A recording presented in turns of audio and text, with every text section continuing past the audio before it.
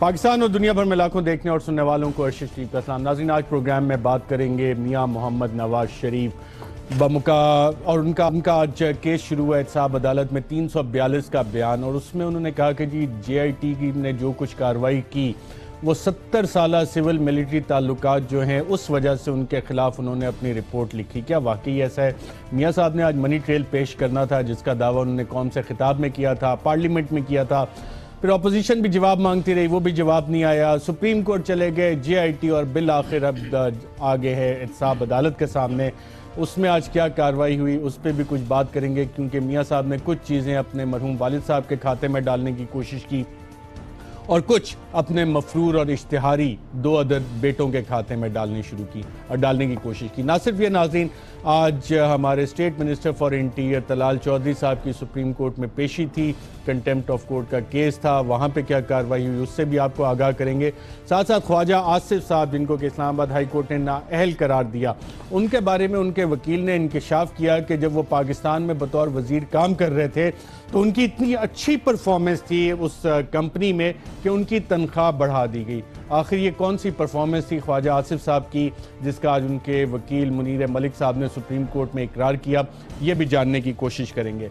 और सबसे अहम स्टोरी नाज़रीन, वज़ीर आला के दामाद अली इमरान साहब नैब के सामने दोबारा पेश नहीं हुए। बहाना उन्होंने क्या किया वो भी आपको बताएंगे, और साथ साथ शहबाज शरीफ के चहेते ब्यूरोक्रेट आहद चीमा, उनके हवाले से भी कुछ चीज़ें हमारे पास हैं। उनके असासे कितने हैं? जी हाँ, वही आहद चीमा जिनके लिए शहबाज शरीफ साहब ने बाकायदा तालियां बजवाई थी। मैं अपने पैनलिस्ट का नाज़रीन आपसे तारुफ करवा दूं। इस स्टूडियो में हमारे साथ मौजूद हैं नईमुल हक साहब, मरकज़ी रहनुमा पाकिस्तान तहरीक इंसाफ के, उनके साथ तशरीफ़ फरमा है जनरल एजाज़ आवान साहब, दिफाई तज्ज़ियाकार हैं, उनके साथ तशरीफ़ फरमा है शाह खावर साहब, साबिक जज, साबिक additional attorney general, advocate supreme court of Pakistan. आप सबका प्रोग्राम में शिरकत का शुक्रिया। नाज़रीन, गुफ्तगू का आगाज़ आहद चीमा से करते हैं, लेकिन उससे पहले मैं आपको साबिक Malaysian prime minister Najib Razak की जो घर से रिकवरी हुई, महातिर मोहम्मद साहब इलेक्शन जीत गए और आप ये देख रहे हैं कि जब पुलिस उनके घर गई तो वहाँ से जेवरात निकले, सोने की बहुत सी चीज़ें निकली, पैसे काफ़ी सारे निकले, ब्रांडेड गुड्स काफ़ी सारी निकली, और इसकी मालियत काफ़ी सारी बताई जाती है और कहा जा रहा है कि जनाब ये तमाम करप्शन का पैसा था जो साबिक मलेशियन वज़ीर आज़म के घर से निकला।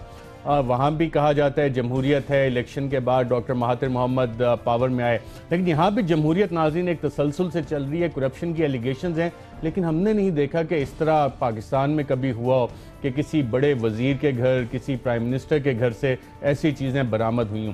शायद यहाँ पे एक आर्ट थोड़ा सा डिफरेंट है, ऑफशोर असासे बनाए जाते हैं और चीज़ें वहाँ रखी जाती हैं। ये तो बड़े बड़े लोगों की बात होगी।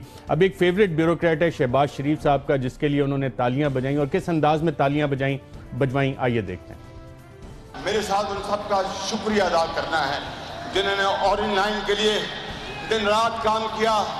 एक आहद चीमा जो बेचारे इस पर नैब के पास हैं, दिन रात काम किया उस शख्स ने, मेरे साथ तालियां लगाओ उसके लिए। जी नाज़रीन, आहद चीमा साहब नैब के पास हैं, शहबाज शरीफ साहब उनको ढूंढ रहे हैं। अब नैब के पास किसी हैं? नैब लाहौर DG वहाँ के हैं सलीम शहजाद साहब, उनकी सरबराही में बहुत अच्छा काम कर रहे हैं और बहुत इंपॉर्टेंट केसेस उनके पास हैं, चाहे 56 कंपनीज का केसेस हो, आशियाना इकबाल का केस हो, आहद चीमा का केस हो और दीगर और बहुत से अहम केसेस। और यही वजह है कि शायद DG को भी निशाना बनाने की कोशिश की जा रही है, नैब को भी निशाना बनाने की कोशिश की जा रही है।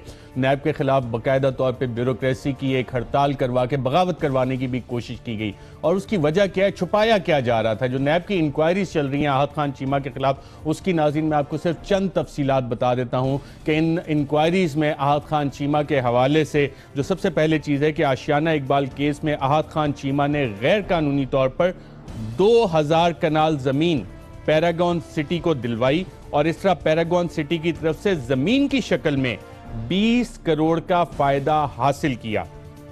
आहद खान चीमा के खिलाफ आमदन से ज़ायद असासा जात पर भी नैब तहकीकात कर रही है।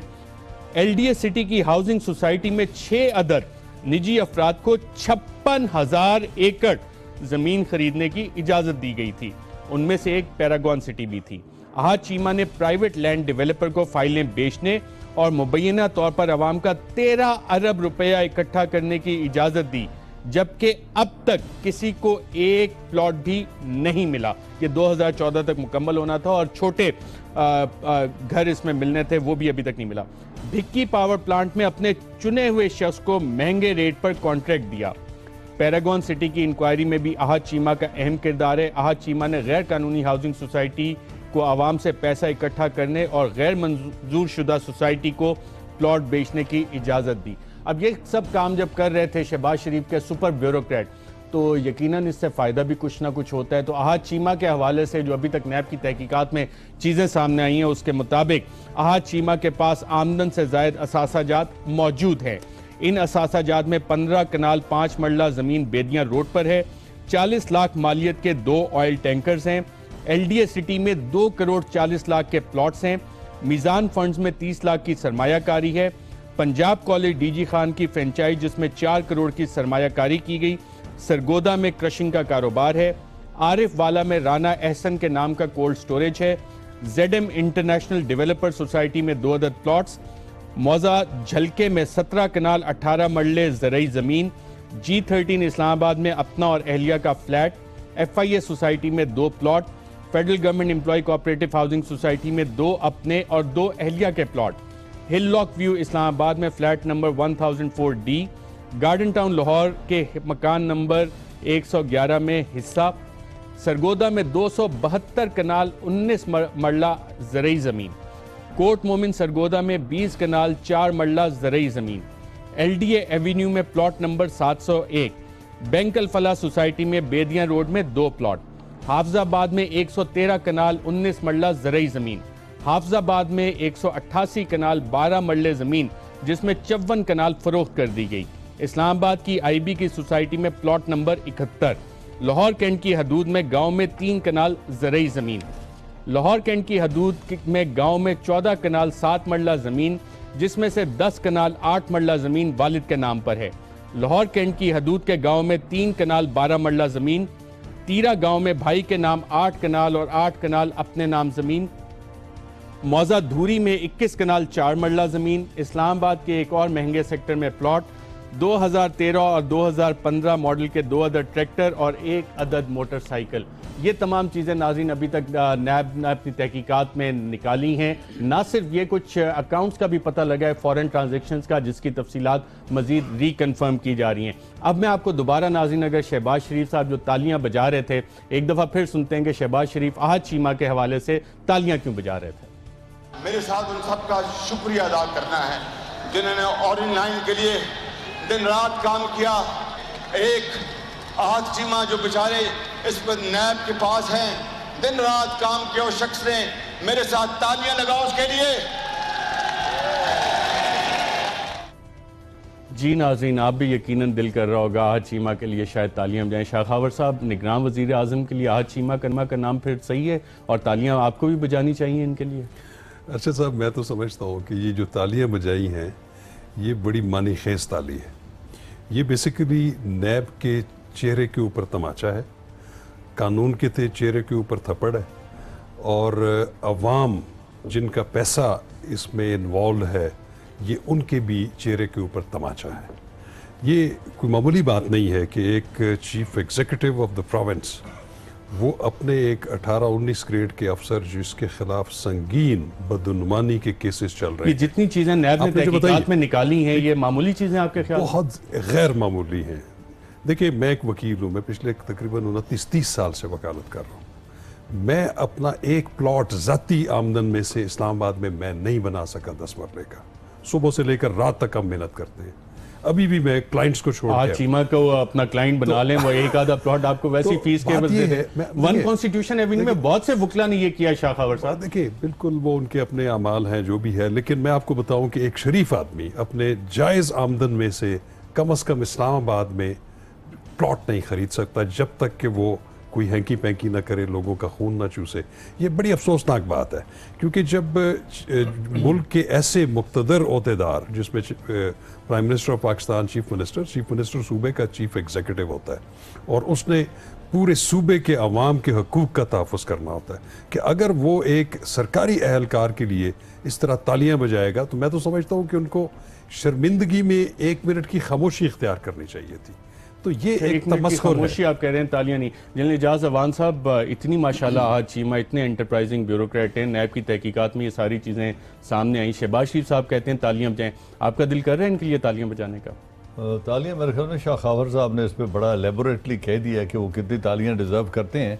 मुझे कायद आज़म रहमतुल्लाह अलैह की वो बात याद आ रही है कि जब उन्होंने इंडिपेंडेंस हुई तो उन्होंने सबसे ज़्यादा जो एक कन्विक्शन के साथ मैसेज दिया वो ब्यूरोक्रेट्स को दिया था, सिविल सर्वेंट्स को दिया था। और उन्होंने कहा था किसी भी कौम के राइज में इनका बहुत बड़ी कंट्रीब्यूशन होती है, और मैं आप सब लोगों से ये तवक्को रखता हूँ कि आप इस मुल्क की तामीर करेंगे। लेकिन अनफॉर्चुनेटली हमारे इस पॉलिटिकल सिस्टम ने सिविल सर्वेंट्स को अपना इस कदर गुलाम बना लिया है, और civil servants to the country. अगर इस तरह की गुलामी है जिस तरह आज चीमा के, और इस तरह के बेनिफिट्स अगर मिलने हैं, तो फिर तो सारे ब्यूरोक्रेट्स इस तरह की गुलामी पे रजामंद नहीं होंगे। रजामंद हैं, क्योंकि वो इनकी इनकॉम्पिटेंस से फायदा उठाते हैं और इनको रास्ते दिखाते हैं। क्योंकि अगर आप ये जो वन टाइम इलेक्टेड MNA है या MP है, जो first time in the corridors of power आया है, उसको कुछ इल्म नहीं होता न कवानीन का। वो कवानीन शाह खावर साहब से पूछेगा और रास्ते बच निकलने के और इसके ब्यूरोक्रेट से पूछेगा। तो ये हमारी ब्यूरोक्रेसी, अगर आप इस मुल्क में सही एहतसाब करना चाहते हैं तो जितने ये रूलर्स रहे हैं, I can name a few, आप चंद ब्यूरोक्रेट्स को उठा लें और आपके सामने पूरी की पूरी दास्तानें खुलनी शुरू हो जाएंगी। ये ब्यूरोक्रेट या सिविल सेक्रेटरी इसी तरह अपने घर में 85 करोड़ रुपए रख के बैठे। आप नजीब की मिसाल दे रहे थे प्राइम मिनिस्टर के, इतना तो हमारे एक सेक्रेटरी के घर से निकल आता है। हाँ, वो कैश और गोल्ड और इतना उनके घर से निकला। का रमजान कालीन के नीचे से 3.5 करोड़ रुपए कैश निकल आता है भाई हमारे मुल्क में तो। और हमारी जो ये करप्ट एलीट है, they can send the militias back to school to so many people कि आपको हम बताएंगे करप्शन उसी कहते हैं और एसेट अब्रॉड बनाए कैसे जाते हैं। आज आपने नहीं देखा ये मुजाहरा जो नैब में हुआ है कि एक शख्स अपनी पूरी फैमिली को फॉरसेक कर रहा है कि जी मेरे 2 बच्चों से पूछ लें जो ब्रिटिश नेशनल हैं वो तो आएंगे नहीं, और मेरे मैं उस पर आता हूँ, थोड़ी तफसील से बात करते हैं। नीमुल हक साहब, आपने इस कौम को बड़े बड़े ख्वाब दिखाने शुरू कर दिए और आप पूरी तरह 100% श्योर बैठेंगे जनाब हुकूमत आपके आनी है, 100 दिन का प्लान। आज चीमा जैसे जो हीरे हैं ये तो वहीं बैठे होंगे, ब्यूरोक्रेट्स परमानेंट स्ट्रक्चर होता है, इनका क्या करेंगे? देखिए, इस मसले की नौयत कुछ और है। शहबाज शरीफ की जो तकरीर अभी आपने दिखाई उसमें बेहिसी भी नज़र आ रही थी और बेबसी भी नज़र आ रही थी। और ये सब जानते हैं कि शहबाज शरीफ पंजाब में 10 साल से मुकम्मल तौर पर एक मुतलकुल अनान हुक्मरान की हैसियत से हुकूमत कर रहे हैं, और उनके बाद पंजाब में कोई और हुक्मरान तबके का फ़र्द ऐसा नज़र नहीं आता जो ताकत का इस्तेमाल कर सके। और इसी ताकत के एक बेजा इस्तेमाल में उन्होंने मॉडल टाउन का वाक़या हुआ, 14 आदमी मार दिए, उसकी कोई तहकीकात नहीं हुई, वो अवाम के सामने जवाबदेह भी नहीं है। अगर आप, और मैं आपको यहाँ पर दरख्वास्त कर रहा हूँ कि ऑडिटर जनरल की रिपोर्ट पंजाब हुकूमत की पिछले 5 साल की कारकर्दगी वो निकलवाएं। मेरे पास पड़ी है। उसमें आपके लोग वहां बैठे थे, उन्होंने कोई काम नहीं किया। माफ कीजिएगा, वो हम तस्लीम करते हैं कि हमारी तरफ से भी कोताही हुई है, मैं मानता हूँ। और मगर वो बल्कि मैं प्रोड्यूसर साहब से कहूंगा जरा वो सारी रिपोर्ट्स उठा के लिए ब्रेक के बाद नहीं मुल्क साहब को पेश करते हैं। तो यही मतलब अनानी सिंध में भी 10 साल से पीपल्स पार्टी की हुकूमत है, उन्होंने भी करप्शन की इंतहा कर दी है, वहां पे भी कोई पूछने वाला नहीं।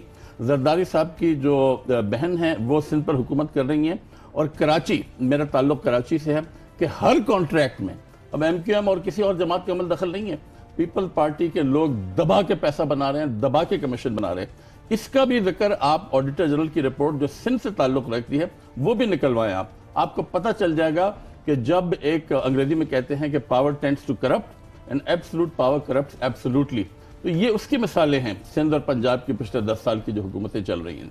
और इसमें नाज़रीन सिर्फ ब्यूरोक्रेट्स ही नहीं है जिन्होंने गंगा में हाथ धोए हैं, जो हुक्मरान ख़ानदान है उनके रिश्तेदार भी इस बहती गंगा में हाथ धोते रहे। अब एक मिसाल उसकी हमारे सामने है, अली इमरान साहब। जी हाँ, अली इमरान साहब दामाद हैं, दामाद आला हैं वज़ीर आला खादम आला पंजाब जनाब शहबाज शरीफ साहब के। नैब उनको बुलाती है, जिस तरह मियाँ साहब नैब को घास नहीं डालते कि जनाब नोटिस जाता है, नोटिस मिल लिया कख ना हिलिया, कहते हैं नैब का नोटिस है जनाब, उससे क्या फ़र्क पड़ता है, पेश नहीं होते। इसी तरह अली इमरान साहब को भी नैब के नोटिस मिले और वो पेश नहीं हो रहे थे। जो इनकी दास्तान है वो भी आपके सामने रखते हैं कि अली इमरान अब तक नैब में सिर्फ एक बार 24 अप्रैल 2018 को हाजिर हुए, नैब तहकीकात के मुताबिक अली इमरान अपने अकाउंट में 120 मिलियन रुपए ट्रांसफर होने का जवाब ना दे सके। नैब तहकीकात के मुताबिक ये 120 मिलियन रुपए अली इमरान के अकाउंट में मुल्जिम नवीद इकराम की मुबैना जराइम के पैसे से हासिल होने वाली रकम है। अपने नुक्ता नज़र के बरक्स अली इमरान जायदाद की खरीदो फरोख्त के दस्तावेजात या नवीद इकराम के साथ किसी कारोबार की कोई भी दस्तावेजात पेश ना कर सके। अली इमरान ने बजाते खुद नैब से 3 मई 2018 तक का वक्त मांगा था और कहा था कि वो नैब में हाजिर होंगे। इसके बाद उनको 7 मई और फिर 21 मई को हाजिरी के लिए नोटिस भेजे गए, मगर वो जवाब देने से गुरेजा हैं और मतलूबा रिकॉर्ड और दस्तावेजात भी नहीं दे रहे। नैब तहकीकात के मुताबिक जुराइम के नतीजे में हासिल होने वाली रकूम अली इमरान के जाती और कंपनी अकाउंट में भी ट्रांसफर की गई।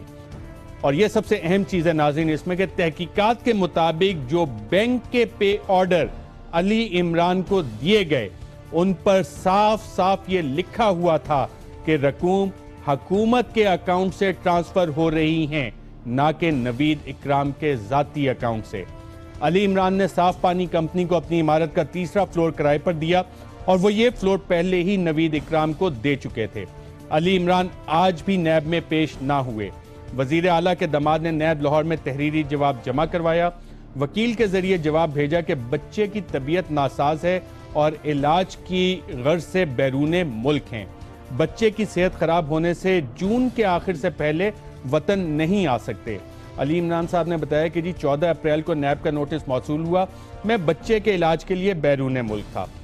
नैब ने 7 मई को दोबारा तलब किया, बेटे की देखभाल के लिए बैरूने मुल्क था। मेरे नुमाइंदे ने 7 मई को सवालनामे का भी तफसीली जवाब दे दिया। 2016 में एंटी करप्शन ने नवीद इकराम से मुतालिक हमारी कंपनी से राब्ता किया, ये इकरार भी किया हुआ है अली इमरान ने। और इसके साथ साथ ये भी बताते हैं कि जनाब 2016 में मालूम हुआ कि नवीद इकराम के खिलाफ तहकीकात हो रही हैं। कंपनी ने नवीद इकराम से मुतालिक तमाम तफसीलात एंटी करप्शन को फ्राहम की थी। एंटी करप्शन ने तहकीकात के दौरान नवीद इकराम की प्रॉपर्टी मुंजमद कर दी थी। ये अली इमरान ने नैब को तहरीरी तौर पर बताया, लेकिन बुलाने के बावजूद पेश नहीं हो रहे। शाह खबर साहब, इनके भी बच्चे की तबीयत नासाज है, ये भी बैरून मुल्क हैं। मियाँ साहब के बच्चे बैरून मुल्क हैं। इसहाक डार साहब बशमूल अपने बच्चों के बैरून मुल्क हैं। नैब पे जिसका केस हो, पहले फार्मूला क्या ये तय हो गया इस मुल्क में कि पहले बच्चे बाहर भेजो, खुद भाग सकते हो तो भाग जाओ और यहाँ से पैसा यहाँ से लूटो, अयाशी बाहर जाके करो और कोई आपको हाथ नहीं लगा सकता।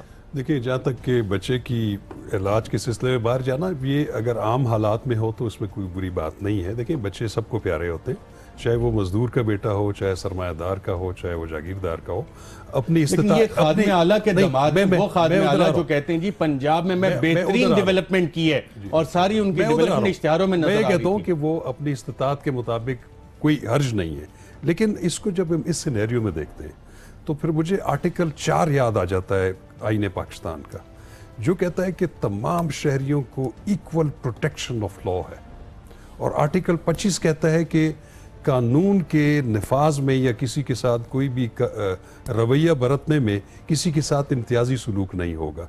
तो इनके साथ तो एक बड़ा प्रिविलेज सलूक हो रहा है। नैब के पास ऑप्शंस क्या हैं? क्या किया जाए? देखिए, मैं बताऊं कि नैब में जो एक आम आदमी, कोई भी पब्लिक ऑफिस होल्डर या किसी के खिलाफ भी कोई कार्रवाई हो रही है, उससे इतना जो है ना माइल्ड किस्म का सलूक नहीं किया जाता। अकाउंट फ्रीज हो सकते हैं, प्रॉपर्टी अटैच हो सकती है। देखिए, मैं आपको बताऊं कि ये तो क्वेश्चन ही नहीं है कि अगर नैब के किसी भी डीजी के ऑफिस का या हेडक्वार्टर से कोई कॉल ऑफ नोटिस जाए और उस पर बगैर किसी गैर मामूली वजह के अगर कोई पेश नहीं होता तो एक आधी तो उसको मोहलत दे दी जाती है। वरना जो दूसरा काम होता है वो नैब ऑर्डिनेंस 1999 में सेक्शन 24 है कि वो फिर हरकत में आता है। उसमें चेयरमैन नैब या उसके डेजिग्नेटेड किसी भी डीजी को किसी का भी वारंट ऑफ अरेस्ट, इंक्वायरी या इन्वेस्टिगेशन स्टेज के ऊपर इशू करने का इख्तियार है। ये इख्तियार सिर्फ यहाँ तक नहीं है, अगर किसी के खिलाफ रेफरेंस फाइल हो चुका है, अदालत में जा चुका है, तो उस वक्त भी इस चीज़ को, अगर इस चीज़ का खदशा है कि मुल्जिम के फरार होने का या मुल्क से बाहर जाने का, तो उसका रेफरेंस के दाखिल होने के बाद भी ऑर्डर ऑफ अरेस्ट 24 के तहत हो सकता है। तो ये आम हालात में कोई ऐसी रियायत नैब ने किसी को नहीं दी, लेकिन यहाँ पे हमें नज़र आ रहा है कि ये एक इम्तियाजी सलूक बल्कि एक जो है प्रिविलेज किस्म का सलूक ज़रूर हो रहा है। ये आर्टिकल 4 की जो है मुझे इतलाक जो है वो पाकिस्तान में वो नज़र नहीं आ रहा। इंटरेस्टिंग। जिन साहब, ये वज़ीर आला पंजाब, खादम आला पंजाब के दमाद आला हैं अली इमरान साहब, और 120 मिलियन गवर्नमेंट सरकारी खाते से इनके अकाउंट में नैब के तहकीकात के मुताबिक ट्रांसफ़र हुआ और अब वो पेश भी नहीं हो रहे। तो इसमें बनता क्या है? जो बात कर रहे हैं शाखावर साहब के जी, इक्वालिटी बिफोर द लॉ, नैब कार्रवाइयाँ तो कर रही है, इससे अब आगे भी कोई चीज़ें चलेंगी कि अब वो चले गए मुल्क से बाहर नहीं आते, 31 को हुकूमत ख़त्म हो जानी है? अच्छा शरीफ, देखें जो कानूनी हैसियत है वो तो शाह साहब ने बयान कर दी है, लेकिन मुझे माइंड बॉगलिंग है कि आप अगर रिच एंड एफ्लुएंट हैं और रिच एंड पावरफुल हैं तो आप इस मुल्क की तकदीर के साथ खेलें, उसके ख़जानों के साथ खेलें और बुलंद बांग दावे भी करें और फिर ये भी करें कि वोट को इज्जत भी देनी है और अपना प्लंडर करके मुल्क से बाहर शिफ्ट कर दें और फिर जिसको हाथ लगाओ। अल्लाह हर एक को सेहत दे, सेहत ज़िंदगी मौत अल्लाह के हाथ में है और अल्लाह सबको अपनी अमान में रखे।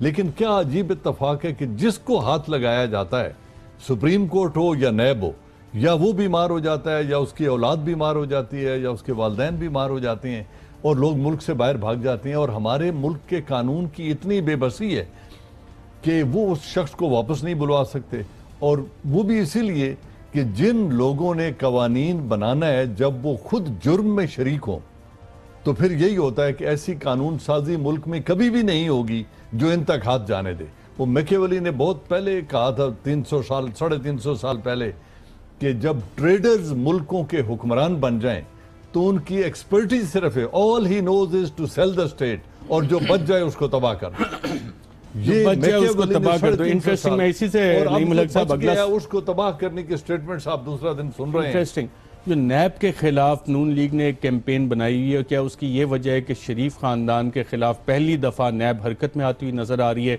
चाहे वो शहबाज शरीफ हों, उनके फेवरेट ब्यूरोक्रेट हों, उनके दामाद हों, खुद भी 4 जून को शहबाज शरीफ को बुलाए हुए नवाज शरीफ साहब हों, ये वजह नैब के खिलाफ इनकी कैंपेन की? देखिए, ये बात हमारे लिए बायस शर्म भी है, बायस अफसोस भी है कि पाकिस्तान मुस्लिम लीग नून जैसी एक बड़ी जमात जो बड़े अरसे से इक़्तिदार में रही है और आज तक है, उसने एक शख्स की इना को पाकिस्तान के आइन, पाकिस्तान की तारीख, इस्लामी इक़्तिदार, इन सब पर बालातर रख कर हर चीज़ को उन्होंने निशाना बनाने की कोशिश की है। पाकिस्तानी अफवाज को, पाकिस्तान की अदलिया को, उन्होंने नैब को सिर्फ इसलिए, और पाकिस्तान के जो मौजूदा वज़ीर आज़म हैं खाकान अब्बासी साहब, उन्होंने तो साफ साफ कह दिया है कि हुकूमत रियासत के साथ नहीं है, हुकूमत एक शख्स के साथ खड़ी है, नवाज शरीफ, जिसको सुप्रीम कोर्ट ने अपने ओहदे से मादूल भी कर दिया, अब उसके ये जो मुकदमा चल रहे हैं।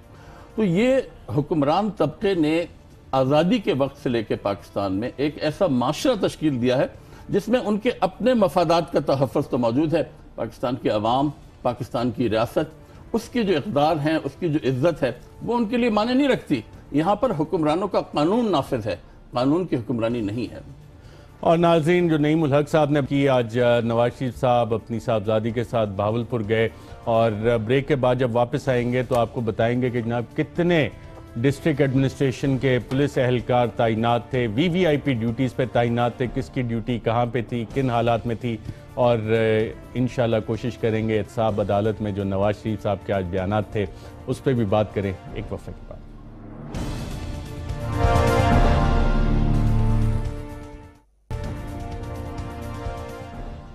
वेलकम बैक नाज़रीन। साबिक नाअहल वज़ीर आज़म आज चिश्तिया में उन्होंने एक कन्वेंशन से खिताब किया और कहा कि जी ये तो जलसे में तब्दील हो गया, लेकिन साबिक नाअहल वज़ीर आज़म को जो वीवीआईपी प्रोटोकॉल दिया जाता है उस हवाले से जो डिप्टी कमिश्नर ने नाज़रीन इंस्ट्रक्शंस जारी की थी आपके सामने स्क्रीन पे मौजूद है, और आप देख सकते हैं कि जनाब कितने बड़े बड़े अफसरान इस ड्यूटी पे लगे हुए थे।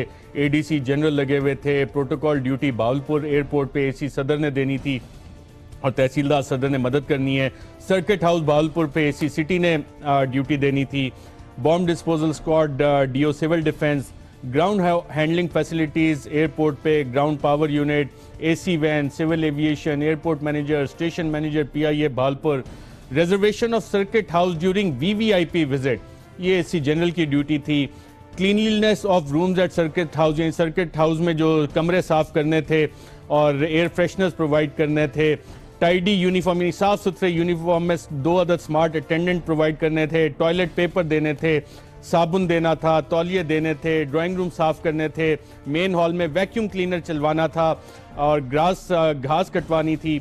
इस तरह के सारे काम थे, उसकी जिम्मेदारी थी एसी सिटी, जी हाँ, assistant commissioner city, XEN provincial building, DDNTC और डिस्ट्रिक्ट नाजिर की।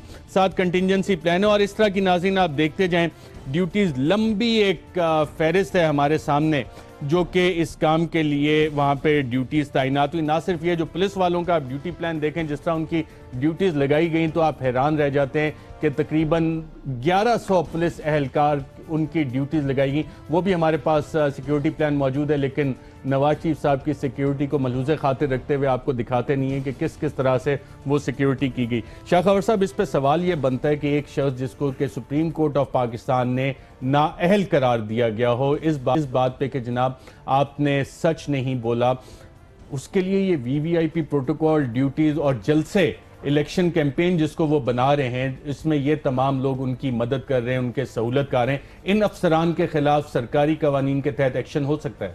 बिल्कुल हो सकता है। जैसे अभी जनरल साहब ने फरमाया था कि कायद-ए-आज़म मोहम्मद अली जिन्ना ने सिविल सर्वेंट्स को एक खिताब किया था और वो उन्होंने रहनुमा उसूल बताए थे सिविल ब्यूरोक्रेसी के कि उनके क्या काम है।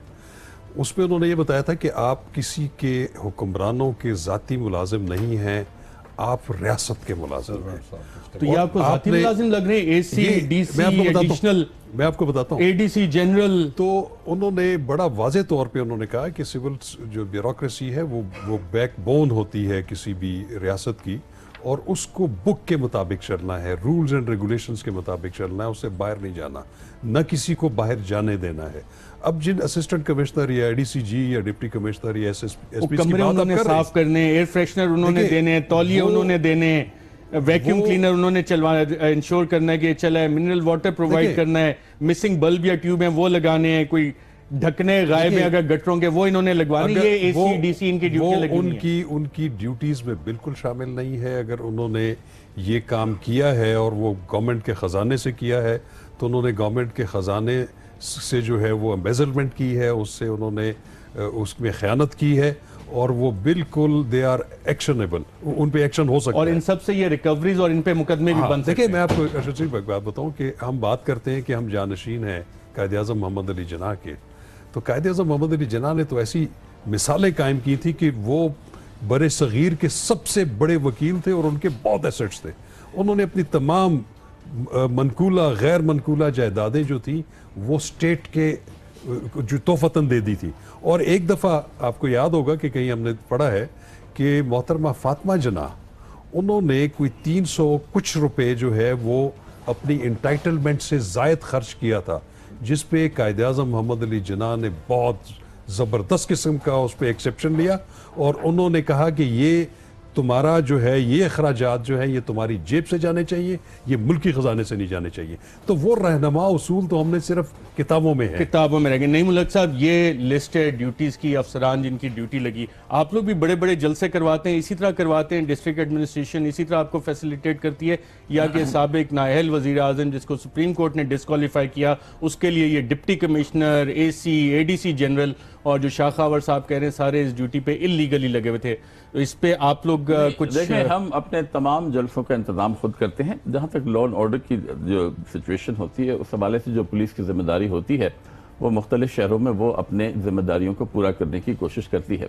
मगर मैं जो यहाँ पे कहना चाह रहा हूँ कि इंशाल्लाह आप देखेंगे कि हमें मौका मिलता है इस साल हुकूमत बनाने का, तो हम वीआईपी कल्चर जो पाकिस्तान में पाकिस्तान की रियासत की जड़ों में सरायत कर गया है उसको हम जड़ से उखाड़ के फेंक देंगे।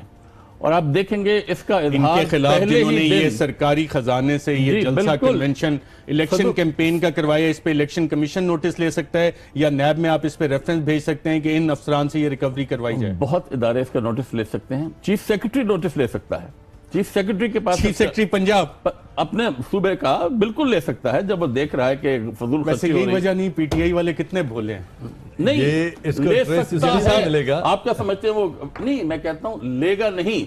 यहाँ पंजाब में तो हम जानते हैं कि इतनी क्लैरिटी तो आपके पास है।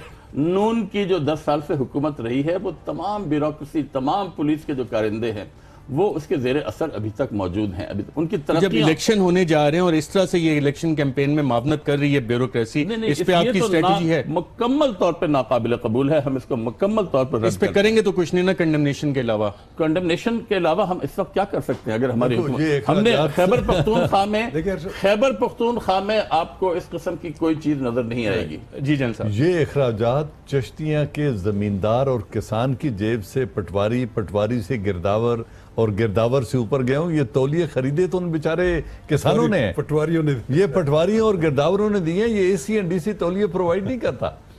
ये इसलिए ट्रेसेबल नहीं होगा कि ये आया तो बेचारे किसान की जेब से, जिसको कह रहे थे देख रहे हो ना वोट की इज्जत करोगे ना, ये आया तो उस बेचारे वोटर की जेब से। तो इसलिए जिस पंजाब में 16 मर्डर्स और 96 आदमियों को गोली लगने का 3.5 साल तक इंकशाफ नहीं हुआ, कोई शख्स जिम्मेदार नहीं ठहराया गया। इनामुल हक साहब के शहर में 350 आदमी जिंदा जला दिए गए। आज तक उन आदमियों को, इंसान थे यार, फाइलें नहीं थी। 350 आदमी बल्दिया में जिंदा जला दिए गए और उस सूबे में 10 साल से एक पार्टी की हुकूमत है। तो अगर इतने बड़े बड़े मर्डर्स छुप जाते हैं सैकड़ों में, उसकी वजह है ना एनआरओ होते हैं, और एनआरओ करवाने वाले आप ही दोस्त भी थे जिनके साथ हमारी इतलात है कि आजकल जनरल साहब गोल्फ भी खेलते हैं। आप डिनाई करना चाहते हैं गोल्फ खेलना? नहीं, गोल्फ खेलते गोल्फ खेलते हैं, राइट। बल्कि मैं कहना चाहता हूँ, ये अगले दिन किसी शरीफ आदमी ने कह दिया जी कि जनरल जेके अमेरिका में, he is in Lahore, general Kayani is not in Australia, वो हमारे साथ रोज गोल्फ खेलते हैं।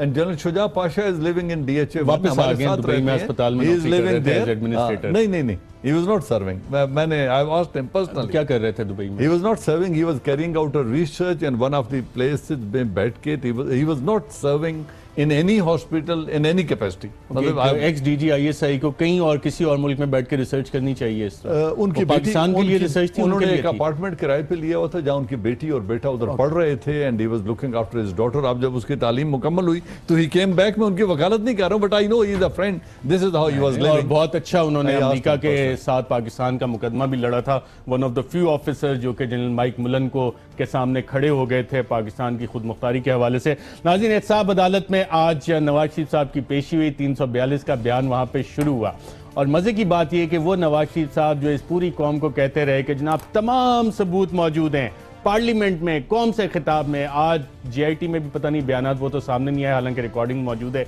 वहां पेश हुए थे। कुछ मलबा उन्होंने अपने मरहूम वालिद साहब पे डाला, कुछ अपने इश्तिहारी और मफरूर साहबजादों पे डाला, और वहाँ पे जो चंद अहम बयानात उन्होंने दिए वो मैं आपको सुना देता हूँ। लेकिन उससे पहले पार्लियामेंट में उन्होंने क्या कहा था, एक दफ़ा सिर्फ वो सुन लेते हैं कि जनाब ये हैं वो ज़राए जिनसे लंदन के फ्लैट खरीदे गए। क्या कहा था, आइए सुनते हैं।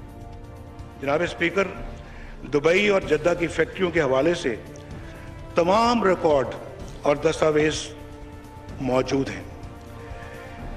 हजूर, ये हैं वो ज़राए और वसाइल जिनसे लंदन के फ्लैट्स खरीदे गए। ना सिर्फ ये नाज़रीन, नवाज शरीफ साहब वाकई इतने एक्सपीरियंस आदमी, उन्हें पता है कि कौन सी बात कहनी है, कौन सी नहीं कहनी, और कभी कभार बाज़ दफ़ा गलती से उनके मुंह से सच भी निकल जाता है। हालांकि सुप्रीम कोर्ट ने तो एक और मोहर उन पर लगाई है, लेकिन जो कौम से खिताब उन्होंने गालिबन 5 अप्रैल को किया था, उसमें एक बात बहुत सच्ची कह गए थे मियां नवाज शरीफ साहब, जिसका इजहार उन्होंने आज एहतसाब अदालत में भी किया। इस कौम से खिताब में क्या इकरार किया था नवाज शरीफ साहब ने, आइए सुनते हैं। मैं सिर्फ इतना कहूंगा कि करप्शन या नाजायज ज़राए से दौलत जमा करने वाले ना तो अपने नाम पे कंपनियां रखते हैं और ना ही अपने असासे अपने नाम पर रखते हैं। और नाज़रीन, आज एहतसाब अदालत में भी कुछ इसी तरह का कहा कि जनाब मेरे नाम पे तो कुछ नहीं है, बच्चों का बच्चों से पूछो, कुछ वालिद साहब से पूछो, मुझे तो कुछ पता नहीं, मेरे नाम पे तो कुछ है नहीं। वहाँ अहम चंद बयानात क्या दिए गए वो आपके सामने नाज़रीन पेश करते हैं। नवाज शरीफ साहब ने अदालत को कहा कि जी 70 साल सिविल मिलिट्री झगड़े का भी JIT की कार्रवाई पर असर हुआ, यानी कि इस मुकदमे को भी सिविल मिलिट्री ताल्लुकात पर ले जाना चाहते हैं। मेरी इतलात के मुताबिक brigadier Nauman Saeed Dawn leaks की इंक्वायरी कमेटी का हिस्सा थे। डॉन लीग्स की वजह से सिविल मिलिट्री तनाव में इजाफा हुआ। सुप्रीम कोर्ट ने JIT की तरफ से इकट्ठे किए शवाहिद की रोशनी में रेफरेंस दायर करने का कहा। JIT ने शायद मुख्तलिफ महकमों से मखसूस दस्तावेजात इकट्ठी की। अख्तर राजा ने झूठी दस्तावेजात तैयार की। जब उनसे सवालात मजीद किए गए तो उन्होंने कहा जी ये सवाल हसन नवाज और हुसैन नवाज से मुतल्लिक है। मनी ट्रेल से मुतल्लिक इस सवाल पर नवाज शरीफ साहब ने यह जवाब दिया कि मनी ट्रेल किधर है जनाब, ये सवाल तो हसन नवाज और हुसैन नवाज से पूछें। हसन नवाज और हुसैन नवाज अदालत के सामने मौजूद नहीं। JIT ने सुप्रीम कोर्ट के हुक्म पर बयान रिकॉर्ड किए, वो बयानात इस ट्रायल के लिए गैर मुतल्लिका हैं। ये नवाज शरीफ साहब का मौक़िफ़ है। हुदैबिया पेपर मिल्स और गल्फ स्टील के क़याम में मेरा कोई किरदार नहीं रहा। मेरे बराह रास्त इल्म में नहीं कि गल्फ स्टील के क़याम के लिए फंड्स कहाँ से आए। जी हाँ, वही नवाज शरीफ साहब जो पार्लियामेंट में कह रहे थे ये हैं वो ज़राए, तो आज कह रहे थे कि जनाब मेरे बराह रास्त इल्म में नहीं कि गल्फ स्टील मिल के क़याम के लिए फंड्स कहाँ से आए। तारिक शफी के बयान हल्फी से जाहिर होता है कि गल्फ स्टील कर्ज की रकम से बनाई गई। तारिक शफी को इस केस में ना तो मुल्जिम नामजद किया गया ना ही गवाह। 1980 के मुआहदे पर शहबाज शरीफ और तारिक शफी के तारिक शफी और शहबाज शरीफ ने मेरी मौजूदगी में दस्तखतों से इनकार नहीं किया। मेरे इल्म में है कि मेरे वालिद ने हुसैन नवाज और मरियम नवाज को हुदैबिया पेपर मिल्स का डायरेक्टर्स नामजद किया। यह बात भी मेरे इल्म में है कि मेरे मरहूम वालिद ने हसन नवाज को हुदैबिया पेपर मिल्स का शेयर होल्डर नामजद किया। मैंने सुप्रीम कोर्ट में कभी तस्लीम नहीं किया कि लंदन फ्लैट्स का हकीकी या बेनिफिशियल मालिक हूँ। साल 1974 में दुबई स्टील मिल के क़याम के वक्त ना मैंने हिस्सा लिया ना मैं आईनी शाहिद हूँ। तारिक शफी की तरफ से पेश की गई ट्रांजैक्शन से मुतालिक बयान हल्फी का ऐनी शाहिद नहीं हूँ। ज्यादा अरसा बाहर रहने की वजह से हुदैबिया पेपर मिल्स के तवील मुद्दती कर्ज का इल्म नहीं। हुदैबिया पेपर मिल्स के मामलात मेरे मरहूम वालिद देखते थे। JIT में तारिक शफी की तरफ से जमा कराए गए हल्फनामे का ऐनी शाहिद नहीं हूँ।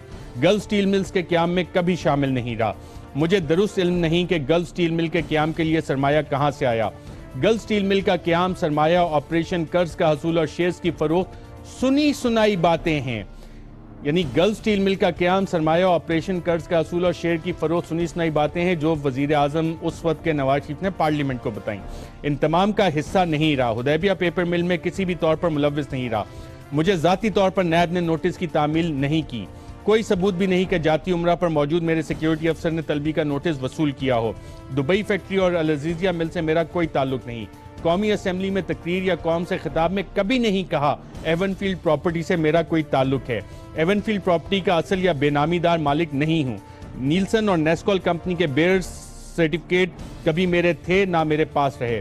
5 अप्रैल 2016 को कौम से खिताब किया। खिताब दुबई फैक्ट्री, अल अज़ीज़िया समेत मुख्तलिफ मुआहदों से मुताल्लिक था। हुसैन नवाज ने जो मालूमात फराहम की वो मेरे इल्म में ना थी।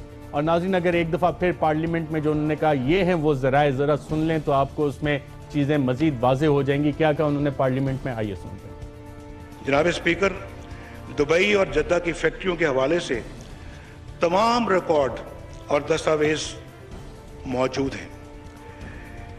हजूर, ये हैं वो ज़राए और वसाइल जिनसे लंदन के फ्लैट्स खरीदे गए। शाह खावर साहब, हजूर ये हैं वो ज़राए जिनसे लंदन के फ्लैट खरीदे गए। कौन झूठा कौन सच्चा? अच्छा शरीफ साहब, मैं आपको बताऊं कि ये जो मरहला था आज का 342 ज़ाब्ता फौजदारी का जो बयान होता है, ये होता है जब इस्तिगासा अपनी शहादत मुकम्मल कर लेता है, ज़ुबानी भी और दस्तावेजी भी। उसके बाद टर्न शुरू होती है मुल्ज़िम की। ये एक क्वेश्चन होता है, एक सवालनामा होता है जो अदालत देती है दफ़ा 342 के तहत, जिसमें एक खुलासा होता है कि आपके खिलाफ क्या इल्ज़ामात हैं, आपके खिलाफ इन गवाहान ने ये शहादत दी है। आगे इन्होंने तो कुछ अपने वालिद साहब पे डाल दिया, कुछ अपने बच्चों पे डाल दिया। इसमें एक इम्पॉर्टेंट बात ये है कि इसमें उनसे ये पूछा जाता है कि क्या आप अपने हक में सफाई का कोई गवाह पेश करेंगे, क्या कोई शहादत पेश करेंगे। तो ये एक मरहला था जिसमें उन्होंने कौमी असम्बली में और कौम से जो खिताब अभी आपने सुना कि उन्होंने कहा था कि ये हैं वो ज़राए उन्होंने आज पेश करने थे। और हम भी शायद ये समझ रहे थे कि शायद वो एक सस्पेंस क्रिएट कर रहे हैं कि उन्होंने ये ज़राए सुप्रीम कोर्ट में भी नहीं दिए। वैसे आप भी कितने मासूम साबित हुए। ये जो है JIT में भी नहीं दिए। अवाम भी इसी तरह मासूम है, ये समझ रही शायद वो एक सरप्राइज देना चाहते होंगे कि उनके पास इतने वाज़ेह और ठोस सबूत हैं जो कि 342 के बयान में आज वो दे देंगे। आज उन्होंने कोई ऑप्शन नहीं दी अपने सफाई का गवाह पेश करने की, कोई दस्तावेज पेश करने की। उन्होंने सारा इल्ज़ाम या जितना बोझ है वो अपने मरहूम वालिद साहब और अपने बेटों पे डाला। और जो तकरीर में उन्होंने वो गल्फ स्टील और वो सारे वो मामलात वो कोई भी नहीं दिया। मैं ये समझता हूँ कि आज उन्होंने नैब के इस केस के सामने अपने आप को सरेंडर कर दिया, क्योंकि उनको ये इल्म हो चुका है कि नैब ने एक बहुत अच्छा केस उनका जो है ये असासाजात का जो केस वो साबित कर दिया है। They have no defence to जो है असाइन, और इसलिए वो एक मैं मिसाल देता होता हूँ कि जब वकील समझता है कि मेरा क्लाइंट जो है ना वो उसका कोई चारा नहीं रहा और उसको सजाए मौत होनी है, तो जब उसकी मर्सी पिटीशन खारिज होती है तो वो उसको एंड में ये कहता है, चढ़ जा सूली राम भली करेगा। और नाज़रीन, यहाँ वफ़ा लेंगे, वफ़े के बाद जब दोबारा वापस आएंगे तो तलाल चौधरी और ख्वाजा आसिफ के हवाले से भी केसेस भी हैं, और पंजाब की ऑडिट रिपोर्ट्स का जिक्र किया था नईमुल हक साहब ने। इनको मैं पेश कर रहा हूँ क्योंकि पब्लिक अकाउंट्स कमेटी में पंजाब में इन्हीं के लोगों ने इन पर कार्रवाइयाँ करनी थी, लेकिन इत्तेफाक से वो कार्रवाइयाँ नहीं हुई, और ये पिछले 5 साल की आप सबके सामने मैंने नईमुल हक साहब को पेश कर दिए जिस पर PTI ने कार्रवाई नहीं की। एक वफ़ा लेते हैं, वफ़े के बाद जब दोबारा हाजिर होंगे तो ये सवाल भी पूछेंगे कि वो कौन सा नफ्सा नफ्सी का दिन होता है जब बाप बच्चों को नहीं पहचानते, और क्या आज ऐसा ही किया नवाज शरीफ ने। एक वफ़े के बाद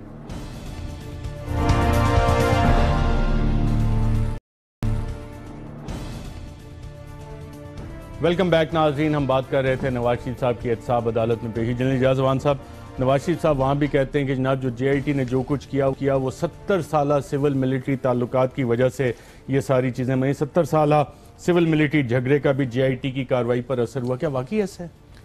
अरशद शरीफ, ऑनेस्टली स्पीकिंग, मैं इनकी किसी बात की कोई अहमियत इसको नहीं देता, क्योंकि जो शख्स पार्लियामेंट के फोरम पे खड़े होके अंडर ओथ हैं, ये जो वहाँ जो शख्स झूठ बोल सकता है, मैं तो कहता हूँ आज सुप्रीम कोर्ट अपने उस फैसले में सुरखरू हो गई है जिन्होंने कहा था न ये सादिक है, न ये अमीन है, न ये सच्चा है, न दयानतदार है।